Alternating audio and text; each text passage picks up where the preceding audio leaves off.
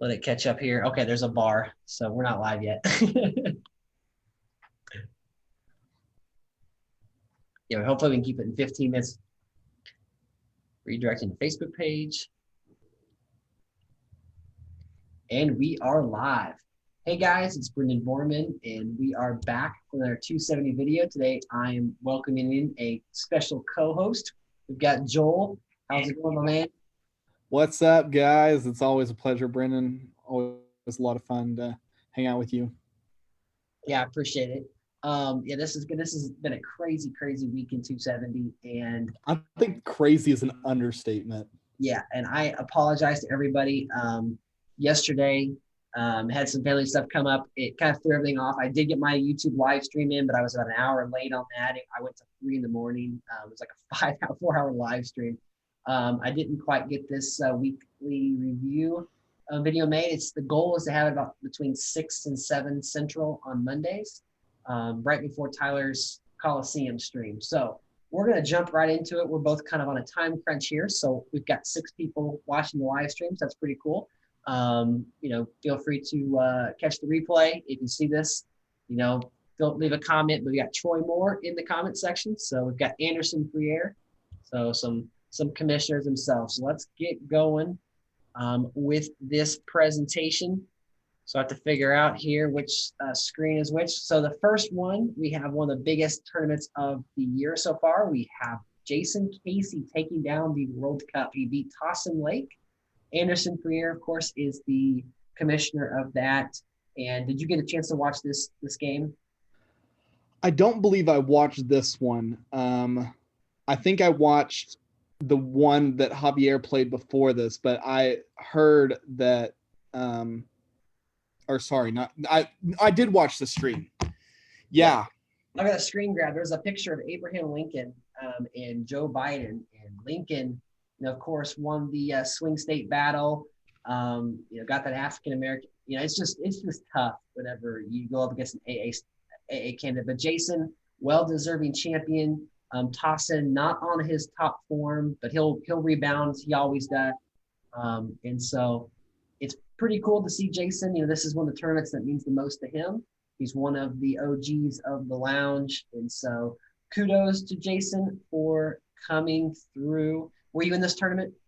I was not, but Jason's been on a huge hot streak recently. I know for the longest time he was considered the best player to never have won a tournament. Mm-hmm. And I think Jason is finally getting some of the accolades that he's certainly due as a player. For sure. So thanks to Javier and Tyler DeMora for streaming that match. We'll move on here to the ATP tournament. I did post a screenshot of my stone versus stone battle I had against Tyler DeMora. That was a fun little battle. Unfortunately, I did lose to Sapun last night. I'll give kudos to Sapun. He's beaten me twice in a row now. I have a pretty large advantage in the all-time series, but man, that game, it's definitely a thanker every time you play Sapun. So don't forget that if you've not signed up for the February sign up, that's going to be going on right now. There's only about 20 spots left. So send a screenshot of your leaderboard saying to Zach Algaze. And then congratulations to some of the players that are left. We've got Sapun, Scott Etchecherry, Eric York, Javier Rodriguez, who, is just dominating right now, David Robinson, and Zach Algaze. So the commissioner himself is still going on. He did beat Bryce Hawkins in the ATP. So were you in this one? I was in this one, and I had a goof round one, and I got out very quickly. So this was definitely not my best showing. That's why there's February. That's right. There you go. So good job to everybody. I kind of selfishly want to see David Robinson do well. He's definitely a very underrated player. Even, he's definitely made a name for himself. But I'd like to see him. Sure. I'd like to see him win a tournament so he gets some of the recognition he deserves. Did he not win the RHL Congress? No, Joshua Fisher won the RHL. Okay, but he was the runner-up. He was the runner-up, absolutely. So that was the ATP. We've got the round table, which this is an older screenshot. We are already down to the finals. So Guillermo did beat Owen. Rick Whitmer did beat Nicholas Sloan. Javier did beat Colton, and Sapun beat me. So going back to that, I wasn't so mad about the ATP. It was kind of a 50-50 coin toss, but this roundtable match on the ballot, like I probably should have won 80% of the time. I didn't, but I probably would have lost to Javier. So it's a moot point. Javier did beat Colton. I don't know if you got to see that match or not, but it was like a 270 to 268, like barn burner. Javier snuck by Colton, and he did take out Sapuns so two defending champions went at it this week with Javier coming out on top. We had Guillermo running into the buzzsaw that is Rick Whitmar, and Rick is going to face off against Javier in the finals. You can check out that live stream Thursday, which is, what is today? Today's, I'm getting all my days, and today's Tuesday. So two more sleeps before you get to see the round table with Daniel Smith, and I will be commentating that. Who do you like in that match? Who do you favor? You know, Javier is a previous winner of the round table. And so he's also won 2 tournaments already in the year 2021. I will say, I think this is my favorite tournament to watch live streams of. I've never participated in it, but it truly like gets down to the nitty gritty of like, this game is way more about skill than it is about overpowered candidates. Absolutely. And to watch the zero bonuses, like it was an incredible concept. Big props to Daniel Smith for making it to season 3 and doing all of this, but I am rooting for Rick in this one. Okay. Yeah, no, I like to see some fresh blood too. Javier is my guy. Rick's going deep in several tournaments.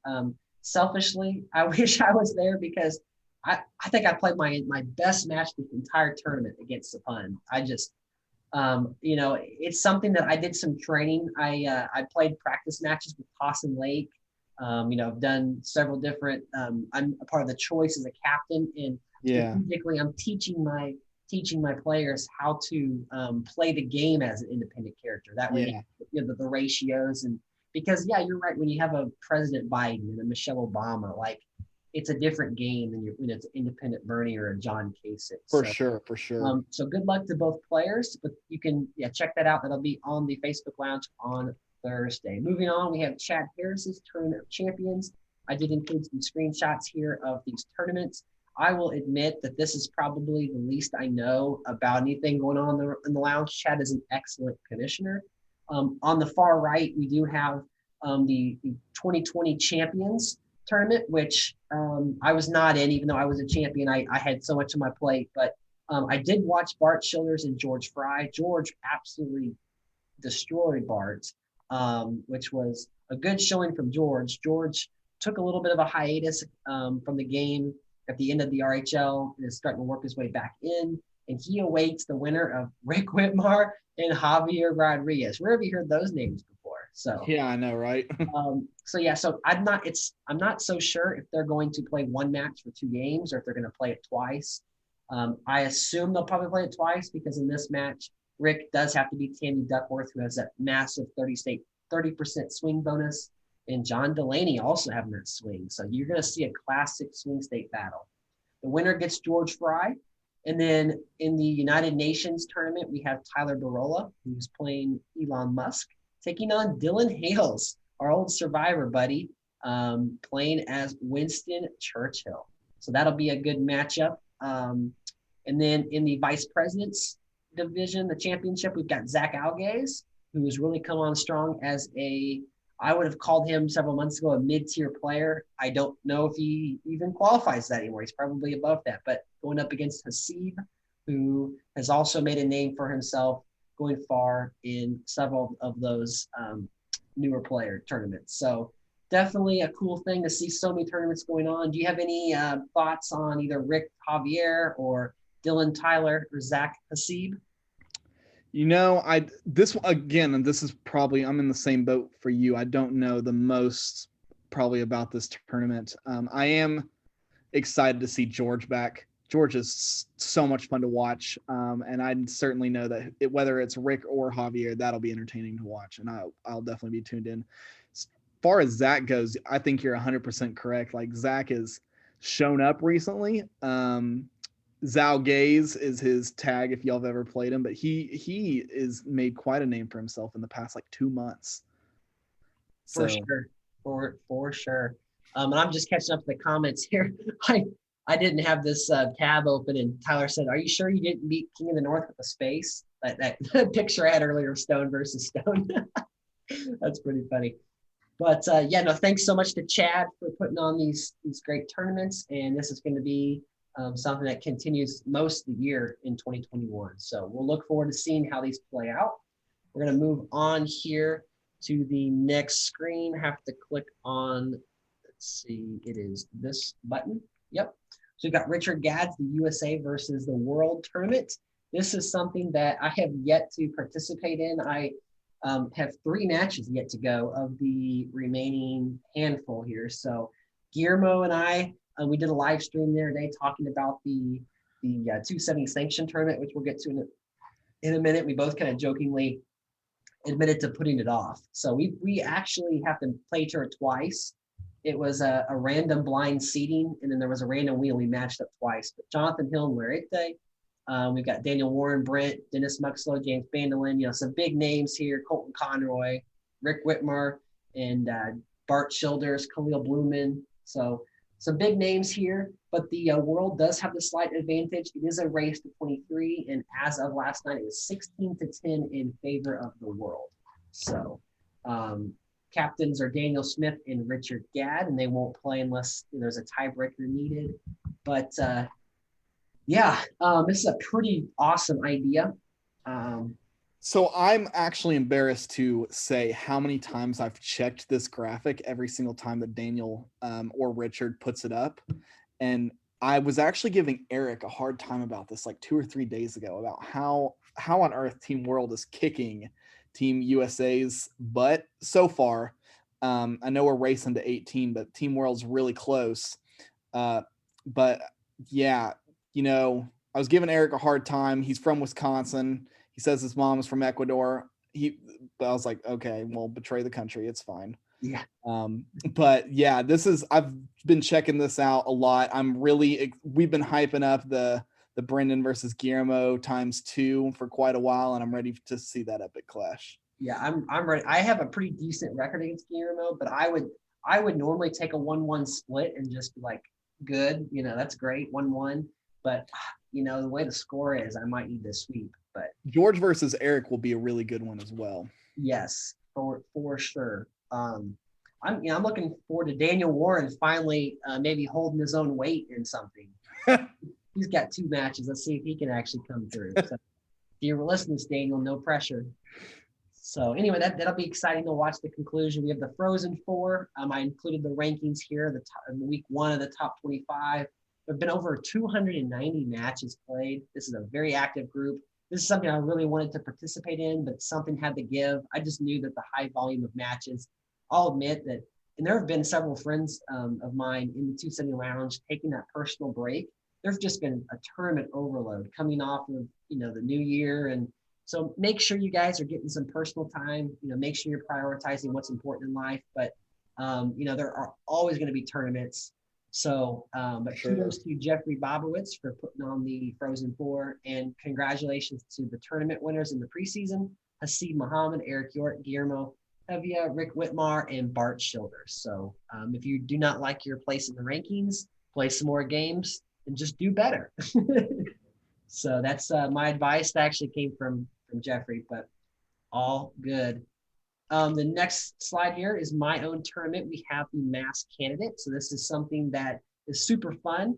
I've been able to have 8 matches. So we're halfway through the first round. Some of them have not been posted. I've got one that's coming to YouTube later today, but there've been a lot of scheduling conflicts because of the nature of it and not knowing who you're playing. It's pretty hard to schedule matches without a middleman. And I've been super busy, so I do apologize for that. But congratulations to everyone who's advanced so far. And thank you so much to Tossin Lake, Chad Harris, Keegan, Richard Gadd, and Eduardo for participating. They've all been unmasked.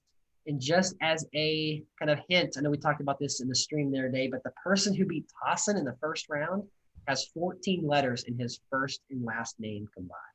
So if you want to do some digging, I know Jeremy Cooper Sperber spent quite a bit of time on that one.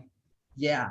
So that'll be super fun. There is a prize to whoever can unmask the most players at the end of the tournament, as long as you are not participating.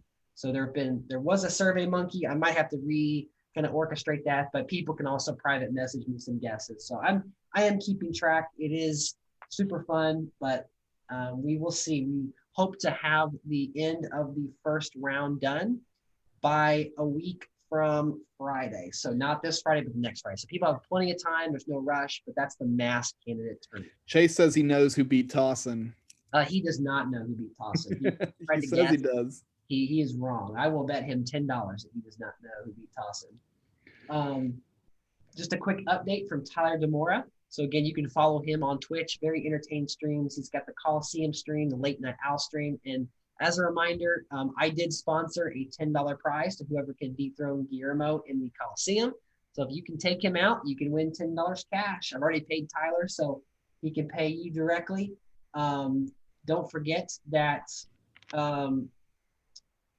those late night streams, they can be political. Try to keep those out of the lounge whenever you, those political conversations. I know it's a very interesting week and things happen, but that's the beauty of having to be a moderator. So all good. Just a quick update from my YouTube channel. We're up to 539 subscribers. Thank you to everyone who has hit that subscribe button. I did have a giveaway last night for getting the 538 for the electoral. So congratulations. I didn't find his username, but Sook is the player name. He did win $10. And then Hamich was another person who won my Wacky Wednesday last Wednesday. He won 3 free candidates from 270. So it does pay to subscribe. If you've not yet done that, I would appreciate it. And if you ever want to hop on a YouTube video, whether it's a Zoom call, whether it's a video idea, I'm always looking to try to engage more people from the lounge.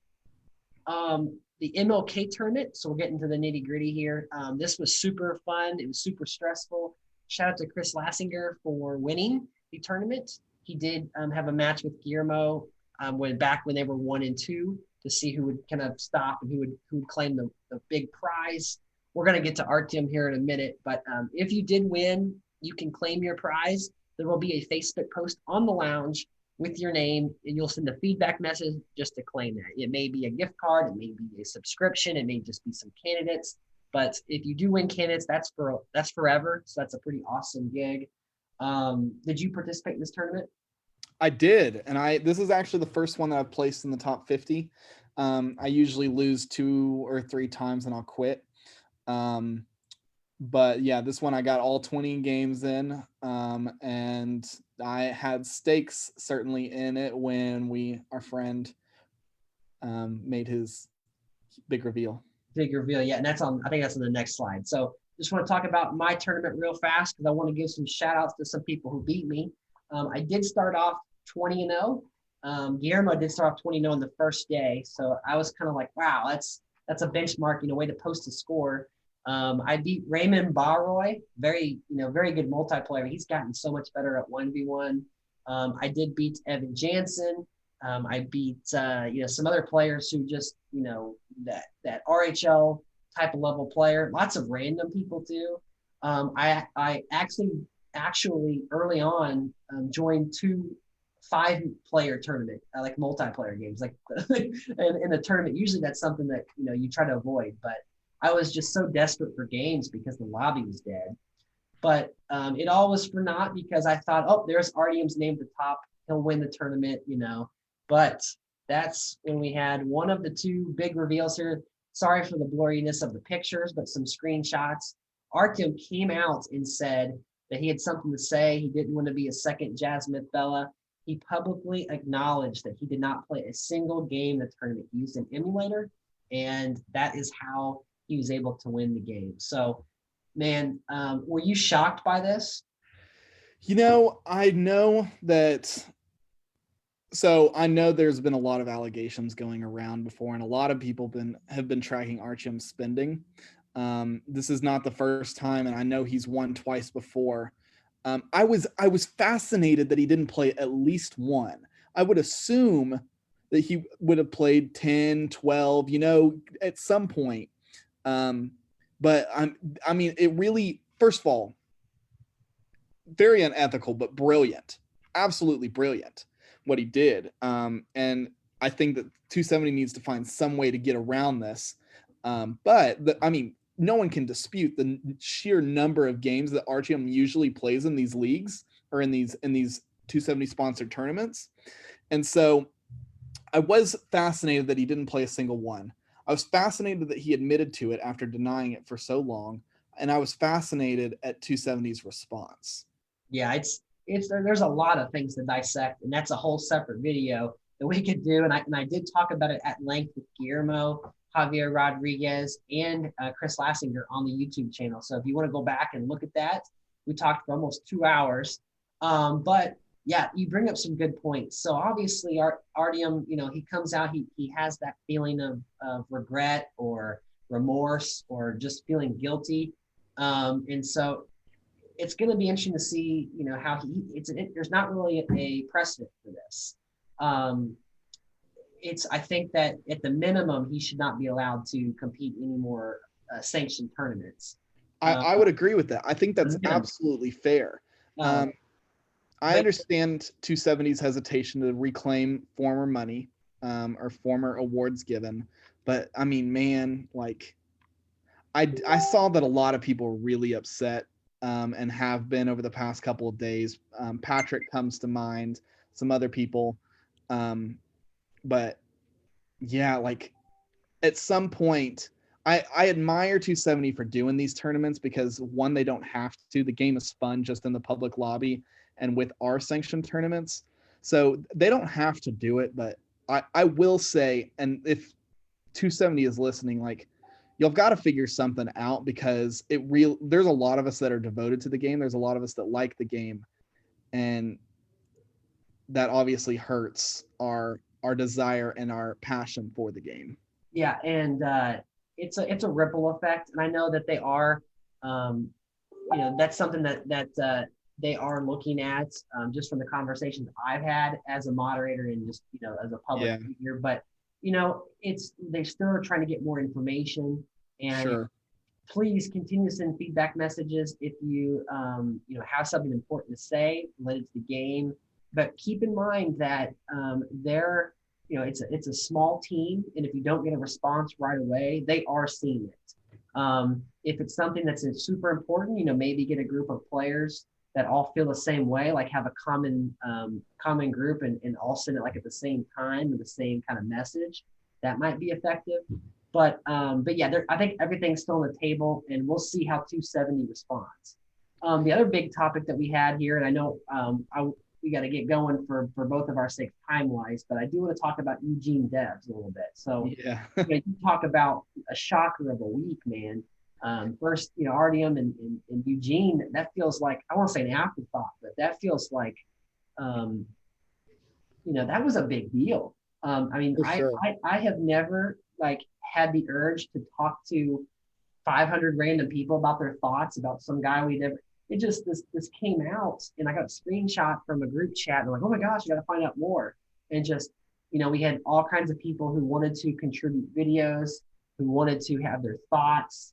A lot of funny memes coming out. But I do appreciate Eugene's want to be private. However, you can't have it both ways. You can't be this person, this lounge figure, and get everything that you want, and also also be just hiding underneath a username.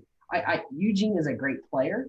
I get why the thought process of it, but we unfortunately had to delete his post after after a while because it was reported and it broke community standards. I can confirm that Eugene does play under multiple accounts.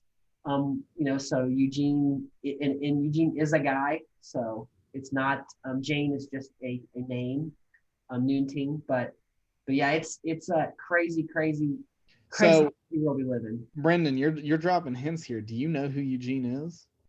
I don't, but I know probably more than the average person does. Okay. So my whole thing with Eugene here is, first of all, you're right. He's a great player. But the arrogance and the elitism here, like he came in and started insulting friends of mine in this lounge. And, he did have some nice things to say about Rebecca, and Rebecca certainly deserves that. Rebecca is truly a top-notch human being. first and foremost. But you know, I was so irritated, one, at how much influence he claims to have had over the game, and maybe that's true, maybe he's exaggerating, maybe he really doesn't know what he's talking about. But the idea of, like, I know there's a huge lobby in this game for add all the presidents. I see the hashtag probably 6 times a day, and this guy is single-handedly claiming to have added 2 characters to the game just by his feedback messages alone. I was really irritated that he was calling us idiots, morons. He used other words certainly, but I noticed that in your screenshot here, my comment is the one that is showing, and I did comment. First of all, I was like, "This is crazy." I might have like, done that on purpose. I said, please nobody report this so that the moderators don't take it down, because I would love to look back on that a year from now and just be like, "What the heck was this day?" But yeah, Eugene Debs. I will say it's him. I know there's conspiracy theories that say that's not him, that it was a poser. I really do think it was him. There were, and for the record, there were 2 people who were removed. Yeah, Eugene Victor. And that was a not account. But the person in question here, Noon Team, it was Eugene Debs. So when you say that they play with multiple accounts, are you talking about they have multiple Facebook accounts, or they have multiple accounts in the game? Both. So how on earth do they get that sheer volume of games played with multiple accounts? There was frustration in the 270 sanctioned tournaments where people were forfeiting on turn 1 and were not playing Eugene Debs based off of their name. And so he communicated to the team and said, "Hey, I'm going to play under this username for this tournament." And Eugene has done very well in the tournaments. If you go back and look at some of the tournaments, you might be able to maybe take a guess at who Eugene was played as. I am not obligated. I'm not allowed to say what I know, but it's nothing major. I just want to respect Eugene's privacy on that. But it's good intentions. It's not like Eugene was being Artyom and trying to. Yeah, he just wanted to play. Correct. And I respect that. He just wanted to play. So, but it is crazy because it's like you have this mental like thought of, oh, Eugene Debs, like, you think it's a girl, but then this Noon Team person, it might be a guy or girl, or but then he makes this post and it's like, wow, Eugene Debs is not like anyone I would have thought he would be, No. But I guess it kind of goes with the name. If you in his goal, to have these characters as his name, it worked. I Googled Eugene Debs, I Googled Shirley Chisholm. Yeah. And so that he also plays as Shirley Chisholm. That's one of his other accounts. Yeah. I mean, his agenda is certainly effective. But the arrogance really got to me. Yeah. So I don't know. I mean, it is what it is, but we're going to look back on this week, and think, what the heck just happened? Yeah, for sure. So, but yeah, do you have any final thoughts? I'm going to wrap up the stream. I'll say that Bryce Hawkins was not able to participate in the stream. It was supposed to be last night, so I 100%, no worries on that, Bryce. I look to continue my Monday streams again, assuming that I can get all the updates Sunday night from the commissioners, get the presentation ready to go. But I know loungers like to see new faces, and I know I got to know you playing Survivor. I know I forgot to mention that there's a Survivor tournament coming to the lounge. You want to talk about that? Yeah. So if y'all didn't follow the first season of Survivor, it was really involved. It was a great game. I got to know a lot of great people like Brendan and Bryce and Dylan Hales and even Eric and other people that were on other tribes. And so it really is great. We've been casting the second one. Renee has asked for help from the previous cast and casting this next one. So we've been working on that, and we just finished interviews last night. And I think tonight we're going to be talking about about making final decisions on who the 16 are going to be cast. But we got a lot of great interest. You'll see some familiar faces, some new faces to keep it interesting. But it should be entertaining, and season 2 should be just as good as season 1. So if you did not follow season 1, or if you're a fan of the game of 270, a fan of the game of Survivor, it's a great time. Definitely weigh in. It's involved. It's engaging. It's fun to follow. Awesome. Looking forward to that. Also looking forward to next week adding in TJ Marciniak's his Founding Fathers tournament. So he is hosting just an 8-man tournament. He is one of the top 40 players in the all-time leaderboard. He took he's the one who started all the community tournaments, took about 10 months off or so. And it looks like I'm in a group chat that's blowing up. Sorry if you can hear all these notifications going off, but looks like Jeff Ray just smashed Daniel Smith in that, to quote Daniel Smith. Danny Diesel. So I beat TJ, tried to play as George Washington against Alexander Hamilton, and so I'll be playing against Javier Rodriguez in the next round. So who was he? Who's Are y'all assigned a candidate, or do you get to pick? we had to randomly like pick a number, and that gave us a certain candidate. So I actually had George Washington, so I was like, yes, I don't have to buy somebody else. But no, hey, question for you, Joel. I know we just came out with President Biden. Twofold. Where would you rank President Biden in the sphere of candidates? And if you could, I know it's not the same thing because it's a new candidate like President Biden from Biden 2020, but in essence, it's like an upgrade, Biden to like this new Biden. Sure. Where would you rank President Biden?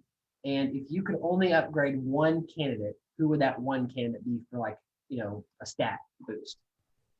I feel like I don't really have any unique contributions here. Okay. It's the same old song and dance that I'm seeing.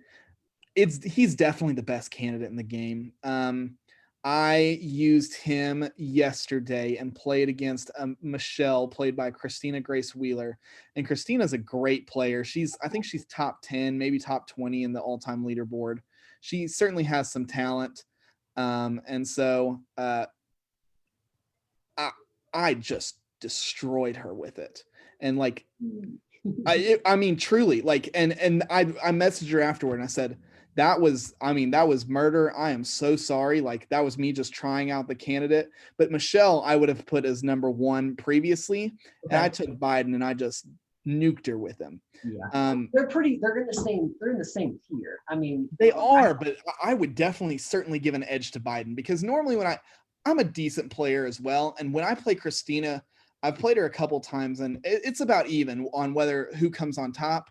But I mean, it was like 407 to like 131 or something like that, something crazy.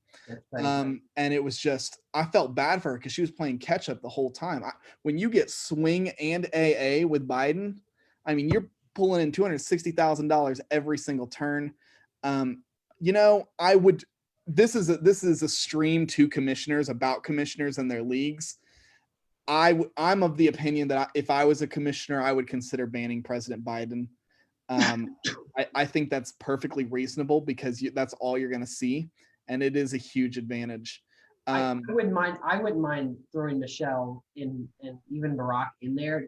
I would agree. Just in the spirit of it. I mean, I don't think that it's the same clear advantage, but like, it's like these tournaments that 270 just hosted. You see the same 3 or 4 candidates. And well, I saw your meme of all the Michelles in there, and then the one McCain and trying to catch the McCain, and it's so true. I mean, I'll admit, like, and I played plenty of Michelles, but like, if there's a 1-minute timer, then I'm not going to play a Michelle, because that's a stud. That is someone who, the timer it's not usually the timer is a benefit for me. I think it gives me a slight edge, but if I'm at work, I'm not going to sit here and do a 1 minute, rely on that. I'm going to, but if I do join a game and it's like George Fry, I'll play it out. I'm also not going to forfeit. Right. So it's kind of one of those things, you get 20 games, there's strategy involved. That's just my personal. So I appreciate the feedback. Just to follow up, last question. Did you have an answer for if you could boost somebody? I think just on par with everybody, I think Reagan is too weak. Yeah. For somebody that only lost one state in his election, like if there was a GOP President Biden, it should be Reagan. Okay. So if let's say that's not a possibility. Yeah. So let's say let's say the game wants to take a new direction where it's like President Biden is now the face of the Democrats. Trump 2020 was the face of the Republican Party, and we don't know. Like it's so new. Like the election just happened. But could you see someone else taking that Republican like as the face? Mm-hmm. I mean, I don't want to get my politics involved. I lean right. I am not a Trump fan, if I'm 100% honest. I don't subscribe to his brand, the MAGA brand. I'm hoping the person that takes up the helm of the GOP is Nikki Haley. Okay. Nikki Haley is somebody that either that or Tim Scott, both from South Carolina. And Tim Scott's got a good AA Old South. He's a good candidate in the game, but we'll see. I mean, it's also, when you look at the like AA high tech, those $100,000 bonuses, like it does slightly favor the Democrats versus the manufacturing, so I think maybe having like a candidate that's really high in oil, like a 50% oil, like 50%. For sure. And that exists, right? Like if they ever added a Rick Perry better have 50% oil and gas. Yeah. As the Secretary of Energy and as the former governor of Texas, like that needs to be a thing. We see huge AA bonuses. We see huge high tech bonuses. We don't see a lot. We have FDR with manufacturing, but we really don't see a whole lot of oil and gas or some of the others. Swing states. Old South doesn't have a 50%. They have 35. Andrew Jackson and Donald Trump 2020 have 35 or so. Yeah. But yeah, it's interesting and like swing states, I know it's arbitrary, it's kind of hard to dissect, but I don't know if you saw it or not. I made a meme yesterday where it was like, but it was kind of just a meme candidate. It was not the stone, it was the pebble. Oh, the pebble. I did see that. I gave him a 50% swing bonus. Yeah. He literally had a 50% gun lobby because of the guns. Yeah. And he had then minus 10% in everything else. Like that would be a unique candidate. It doesn't have to be like that exactly, but I think there's a lot of potential, that people can try different strategies. I was scared to death last night that I was going to lose to Chase Moss, and I was going to have a screenshot out there because I had been playing for 4 hours. My eyes were so heavy, and I joined the lobby game as George Washington. And here comes President Biden. I'm like, oh no, I'm going to lose. Well, so I ended up with Chase in the lobby too, and I was Trump 2020, and he was President Biden, and a lot of people saw it. But I said, hey, switch to regular Biden and let's play, and he said no. No, yeah. No, period. I appreciate Chase. He's very active. He's a young guy, and if I ever say something to you, Chase, it's to help you. So I know I appreciate all the support you do for my YouTube channel and just being active. But yeah, that's all I have. Joel, any last words? No, this is a lot of fun. Good luck to all the people in their upcoming matches and the upcoming tournaments. And stay tuned to the lounge where we all find our entertainment. Maybe we can have a quiet week without Eugene and Artyom this week. There you go. Yeah, don't be a Eugene and don't be an Artyom. There you go. Okay, well, thank you guys. Until next time, I'm going to cut the stream, and we'll catch you guys in the next 270 video.